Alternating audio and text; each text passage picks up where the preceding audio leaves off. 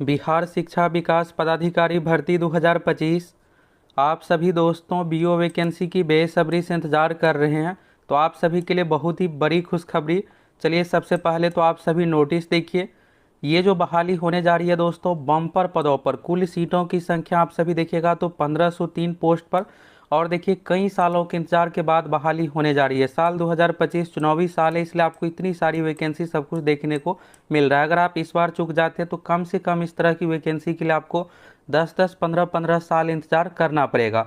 अब देखिए बीओ का जो पोस्ट है इसमें थोड़ा बदलाव हुआ है। अब जो नया पोस्ट नेम इसका है एईडीओ और दूसरा ईडीओ पोस्ट है। तो कितना क्या सीट है, और देखिए ये जो जॉब प्रोफाइल है दोस्तों, इसमें फुल ऑफिसर वाला ये पोस्ट है। नाम में ही देखिएगा तो बिहार शिक्षा विकास पदाधिकारी ऑफिसर लगा हुआ है। तो इसमें सैलरी कितना क्या मिलेगा, इसके लिए योग्यता क्या कुछ होगा, देखिए योग्यता को लेकर पहले ही क्लियर कर देते हैं आप सभी को। आप में से सभी इस फॉर्म को भर पाइएगा, इसमें कोई कंडीशन सब्जेक्ट का नहीं है।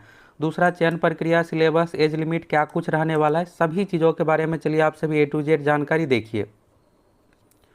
सबसे पहले चलिए दोस्तों यहाँ से आप सभी ये नोटिस देखिए, और आप सभी ये बताइए कि आप में से कौन कौन ऑब्जेक्टिव एग्जाम के पक्ष में, कौन कौन सब्जेक्टिव एग्जाम के पक्ष में, कौन कौन चाहते हैं कि ऑब्जेक्टिव एग्जाम के आधार पर सिलेक्शन हो, कौन कौन चाहते हैं कि सब्जेक्टिव यानी डिस्क्रिप्टिव एग्जाम के आधार पर हो। आप किसके पक्ष में, आप सभी अपनी राय अधिक से अधिक कमेंट करके ज़रूर बताइए। चलिए यहाँ से आप सभी हर एक चीज़ को लेकर देखिए, इसमें सैलरी कितना क्या मिलेगा, सीटों की संख्या। तो देखिए पहले बिहार में जो पोस्ट था बीओ, और ये सबसे खास बात यह है दोस्तों कि इसमें बिना बीएड की बहाली की जाएगी। पहले क्या होता था कि बीए पोस्ट के लिए बीएड मांगा जाता था, अब ये नॉर्मल ग्रेजुएशन सबको इसमें अलाउ किया गया है। इसका भी नोटिस आगे आप लोगों को दिखाएंगे। पहले ये नोटिस देखिए, फिर आगे एक और नोटिस आप लोगों को दिखाने वाले हैं। तो देखिए बीओ जो पोस्ट था ब्लॉक एजुकेशन ऑफिसर यानी प्रखंड शिक्षा पदाधिकारी, अब इसका नाम में थोड़ा बदलाव हो गया, ईडीओ हो गया और एईडीओ हो गया। यानी यहाँ पर एजुकेशन डेवलपमेंट ऑफिसर यानी शिक्षा विकास पदाधिकारी, इस तरह से पोस्ट नेम हो गया है। यहाँ पर आप सभी देखिएगा तो बिहार शिक्षा प्रशासन संवर्ग नियमावली 2025 गठन के फलस्वरूप सहायक शिक्षा विकास पदाधिकारी, देखिए नाम में ही लगा हुआ ऑफिसर, ऑफिसर वाला पोस्ट है। सैलरी पर आपको नहीं जाना, इसका पावर देखना है। देखिएगा इसका जॉब प्रोफाइल दोस्तों बहुत ही अच्छा रहने वाला है।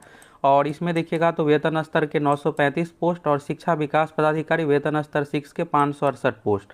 कुल मिलाकर आप सभी सीटों की संख्या देखिएगा तो 1503 सीट है। देखिए यहाँ पर नया सब कुछ नियमावली बना है, नया पोस्ट क्रिएट हुआ है इसलिए। और फिर अगर देखिए इस बार चुक जाइएगा तो फिर कई सालों के इंतजार के बाद कुछ अगर सीट खाली होगा, लोग रिटायर होंगे या फिर कुछ लोग दूसरे पोस्ट पर जाएंगे, जो भी सीट खाली होगा फिर उस अनुसार बहाली आएगी। तो इसलिए लंबा इस तरह की वैकेंसी को लेकर आपको इंतजार करना पड़ेगा। इसमें जॉब प्रोफाइल में देखिएगा तो यहाँ पर लिखा ही है, बिहार शिक्षा संवर्ग नियमावली 2025 गठन के फलस्वरूप राज्य में संचालित प्राथमिक विद्यालय, मध्य विद्यालय, उच्च माध्यमिक जितने भी तरह के यानी 1 से लेकर के 5, छठी से लेकर 8वीं तक, 9वीं 10वीं 11वीं 12वीं यानी हाई स्कूल तक आपको देखिएगा जितने भी विद्यालय, सभी विद्यालयों को गुणवत्तापूर्ण शिक्षा की व्यवस्था, विद्यालयों का सतत निरीक्षक यानी रेगुलर रूप से निरीक्षण करना। इसके बाद अनुश्रवण एवं शिक्षा के विकास तथा राज्य सरकार द्वारा संचालित योजनाओं को विद्यालय स्तर तक प्रभावी क्रियान्वयन सुनिश्चित करने हेतु सहायक शिक्षा विकास पदाधिकारी और शिक्षा विकास पदाधिकारी का टोटल यहाँ पर 1503 पोस्ट क्रिएट किया गया है। ये तो हो गया दोस्तों पोस्ट के बारे में। अब ये है कि वैकेंसी कब तक आएगी, इसके लिए क्वालिफिकेशन क्या कुछ होगा, एज में छूट कितना क्या मिलेगा। तो चलिए अन्य चीज़ों के बारे में आप सभी देखिए। तो यहाँ से देखिएगा तो अभी दोस्तों ये देखिएगा बिहार सरकार शिक्षा विभाग, और फिर यहाँ पर सेवा में है, यहाँ पर देखिएगा महालेखाकार वित्त विभाग की ओर से यहाँ पर देखिएगा तो सहमति दे दी गई है। तो देखिए यहाँ पर जो भी पोस्ट क्रिएट हुआ है, अब इसमें जो भी स्टाफ रहेंगे उसको सैलरी जो दिया जाएगा तो उसको लेकर जो भी राशि खर्च होगी उस अनुसार यहाँ पर देखिएगा तो वित्त विभाग की ओर से सहमति सब कुछ दे दिया गया है। अब अगला चरण है कि इस वैकेंसी को लेकर आपको अब ज़्यादा इंतजार बिल्कुल भी नहीं करना पड़ेगा। यहाँ पर आप सभी पोस्ट नेम देखिएगा तो पहला है सहायक शिक्षा विकास पदाधिकारी लेवल 5, और यहाँ पर ये मूल कोटि है, फिर ये प्रमोशन से फिलअप किया जाएगा। जो यहाँ पर एईडीओ बनेंगे उसी को प्रमोशन ईडीओ पोस्ट पर लेवल 6 पर किया जाएगा। अब ये बताइए दोस्तों कि सैलरी को लेकर आप लोगों की क्या राय है। देखिए ये जो पोस्ट है जिस तरह से काम काज है, कम से कम यहाँ पर लेवल 7 वाला पोस्ट ये रहना चाहिए था, क्योंकि देखिएगा तो काम इसमें फुली ऑफिसर वाला है लेकिन सैलरी इसमें थोड़ा कम है। तो आप लोगों की क्या राय है। अब देखिए हो सकता है कि आने वाले टाइम में ये बढ़ा भी दिया जाए, कोई ये भी नहीं है कि इसमें संशोधन नहीं हो सकता है। फिलहाल के लिए देखिएगा तो लेवल 5 का भी पोस्ट है तो अच्छा ही है। इसके बाद देखिएगा उक्त पदों के लिए यहाँ पर जो वार्षिक राशि खर्च होगी इसके लिए 1,03,72,00,000 जो भी यहाँ पर है इसको सहमति यहाँ पर दे दी गई। और यहाँ से डेट आप सभी देखिएगा तो यह भी 17 जून 2025 बिल्कुल लेटेस्ट है। तो चलिए यहाँ पर फाइनली वित्त विभाग और शिक्षा विभाग की ओर से सब कुछ यहाँ पर सहमति मिल गया है कि 935 जो पोस्ट है AEDO पोस्ट की बहाली अब होने जा रही है। अब इसका चलिए आप सभी नियमावली देखिए और इसमें कैसे क्या सिलेक्शन का प्रक्रिया क्या कुछ होता है इसके बारे में चलिए यहाँ से आप सभी देखिए। कैसे क्या सिलेक्शन का प्रक्रिया क्या कुछ होता है इसके बारे में चलिए यहाँ से आप सभी देखिए। तो यहाँ से आप सभी देखिएगा दोस्तों, ये जो बहाली की जाएगी आयोग सभी प्रेरित है बिहार लोक सेवा आयोग यानी BPSC आयोग के माध्यम से ये परीक्षा ली जाएगी। और आप में से कौन कौन ऑब्जेक्टिव एग्जाम के पक्ष में, कौन कौन सब्जेक्टिव एग्जाम के पक्ष में, आप सभी अपनी राय अधिक से अधिक कमेंट करके ज़रूर बताइएगा। चलिए यहाँ पर आप सभी देखिएगा तो अगला योग्यता को लेकर आप सभी देखिए age limit, exam pattern, syllabus, merit क्या कुछ रहने वाला है। तो ये देखिएगा तो बिहार सरकार शिक्षा विभाग की ओर से अधिसूचना है और ये जो है बिहार शिक्षा प्रशासन संवर्ग नियमावली 2025, इसी नियमावली के द्वारा AEDO और EDO पोस्ट की बहाली की जाएगी। तो यहाँ पर देखिएगा स्पष्ट लिखा हुआ है कि बिहार लोक सेवा आयोग आयोग से भी प्रेरित है तो आयोग की ओर से परीक्षा ली जाएगी।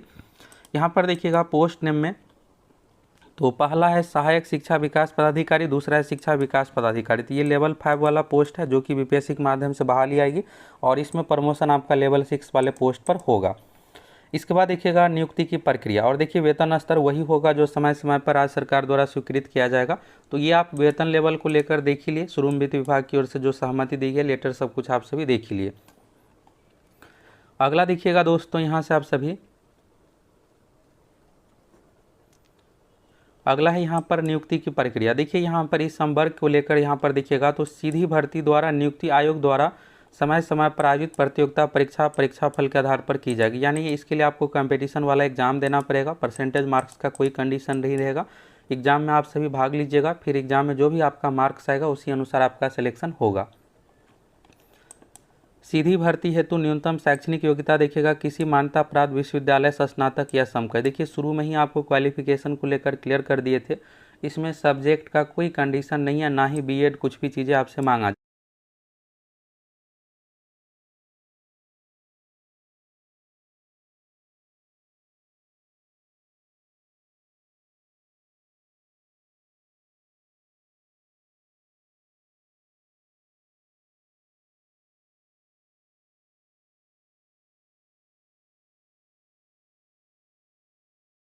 जाएगा।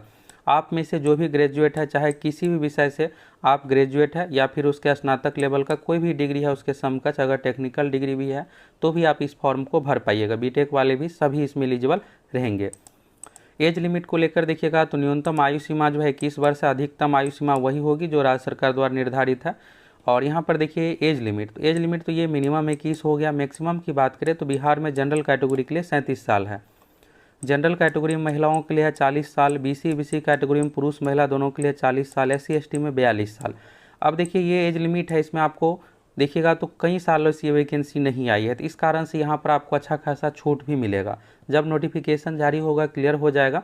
अभी देखिएगा विभागीय स्तर पर नियमावली या फिर यहाँ पर वित्त विभाग से सहमति, कैबिनेट से सहमति, सब कुछ यहाँ पर अप्रूवल अब हो गया है।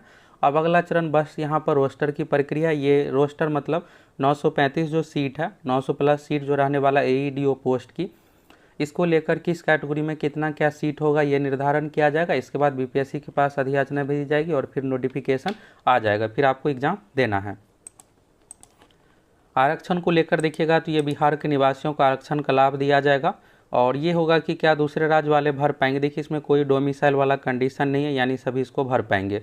इसके बाद देखिएगा प्रशिक्षण विभागीय परीक्षा संपुष्टि। अब ये देखिएगा तो ऑफिशियल नियमावली है, नियमावली एक्ट के अनुसार ही बहाली सब कुछ की जाती है। तो इसमें प्रमोशन से लेकर के वरीयता हर एक चीज़ के बारे में यहाँ पर दिया हुआ है। सीधी भर्ती में नियुक्त कर्मियों की वरीयता का निर्धारण मेधा क्रमानुसार किया जाएगा, यानी एग्जाम में जिसका अच्छा मार्क्स आएगा उसको एक रैंक मिलेगा, उस तरह से तो प्रमोशन भी उसको जल्दी मिलेगा।